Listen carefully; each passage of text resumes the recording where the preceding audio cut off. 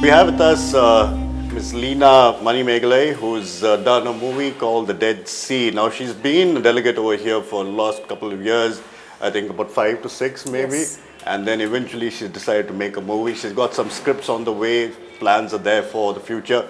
But welcome to Kerala. So this is not the first time you're coming here. Yeah. But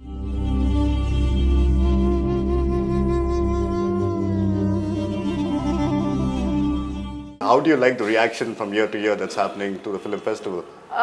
It's very emotional for me because I've been here in IFFK since like 2001, and my evolution as an artist has a lot of connections with IFFK and signs and like all the festivals in Kerala, because I've always traveled with my documentaries to all these festivals.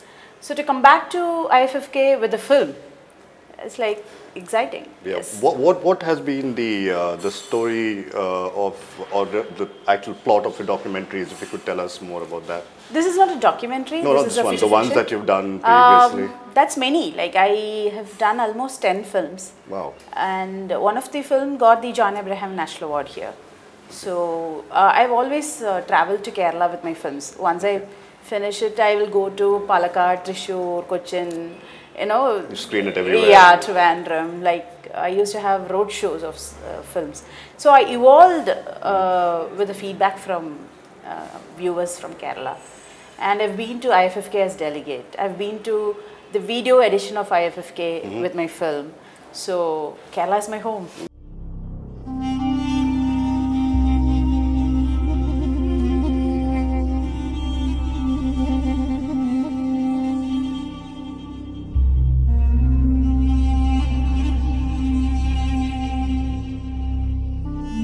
The Dead Sea, how did you come up with the concept? Because there are a lot of things happening. We hear to Tamilian, Sri Lankan fishermen, and the government doesn't seem to be doing anything much about it.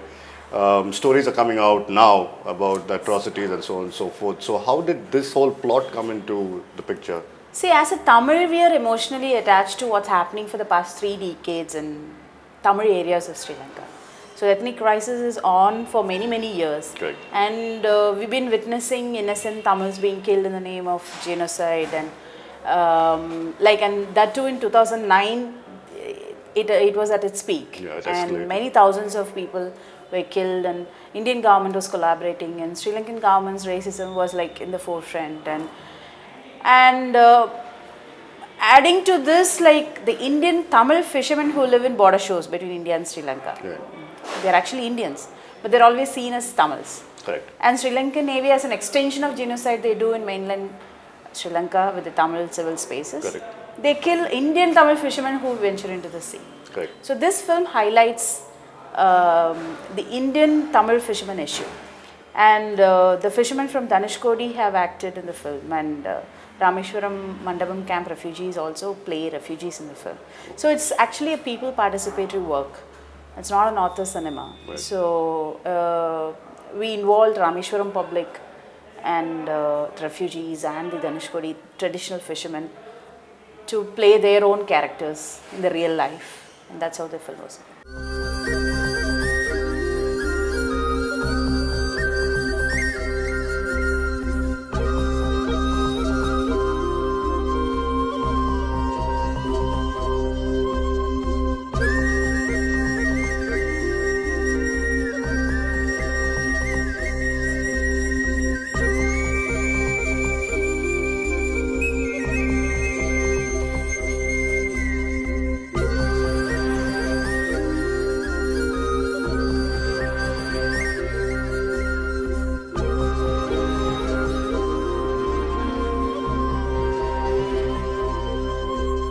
But I think it must have been a very emotional undertaking for them, because they would have relatives who have undergone God knows what horrors in this whole scene that's taking place.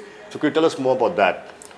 See, in this film, though it's categorized as fiction, so every incident or every scene portrayed in the film is either a memory of a fisherman or a experience of a fisherwoman, or something happened in a fisherfolk family which they had shared with me, or some real incident shared by Q branch officials without revealing their name and identity.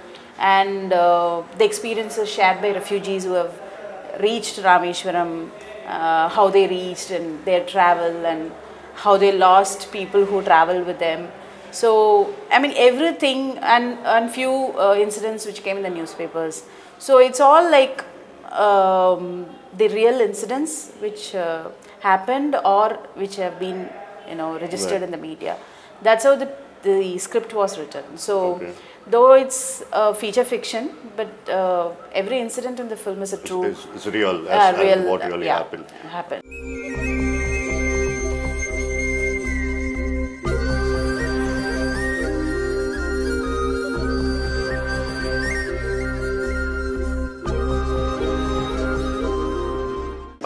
Now, Dhanushkodi, we know that Rameshwaram is now a hub for activities are happening because refugees are coming in. What is the situation on the ground as of now? Is it worse, or is it getting better, or is it just status quo?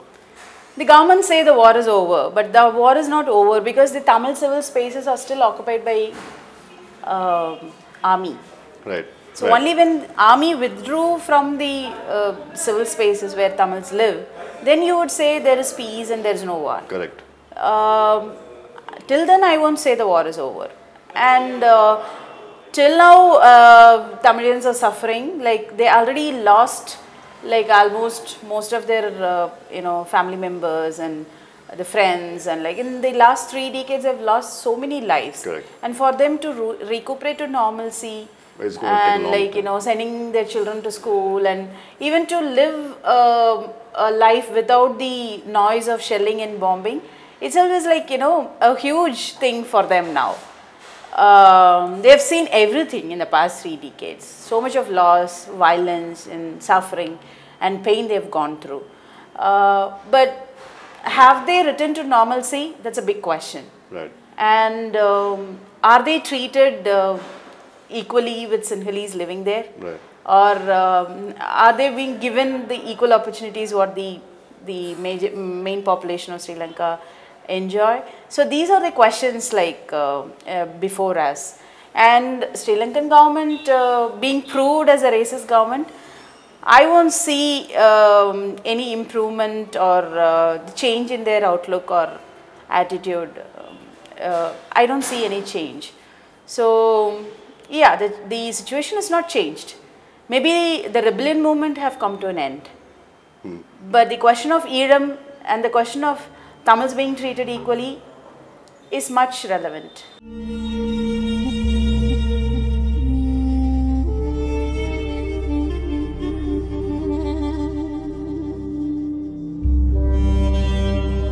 Right.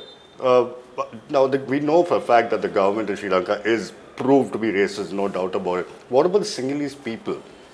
You have both affluent as well as the poor there. What are their outlook to what's happening? Even now, the Sinhalese filmmakers have done extremely sensitive films on Tamil issue. For example, Prasanna Vittanage, and I have known a lot of Sinhalese friends. Generally, Sinhalese population are very good and very warm-hearted and affectionate, and I don't see racism in them. It's the whole the play of the government and the Buddhist monasteries. Okay. Oh, really? Of course. Wow. Buddhist monasteries are the background of the whole genocide. Really? That's I mean, the power structure in Sri Lanka is very much connected to the Buddhist monasteries.